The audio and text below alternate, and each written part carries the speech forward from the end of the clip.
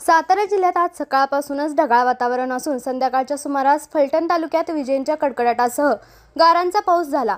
या पावसामुळे काढणीस आलेल्या पिकासह धुमाळवाडीतील फळबागेतील फळांचे देखील नुकसान झाले आहे।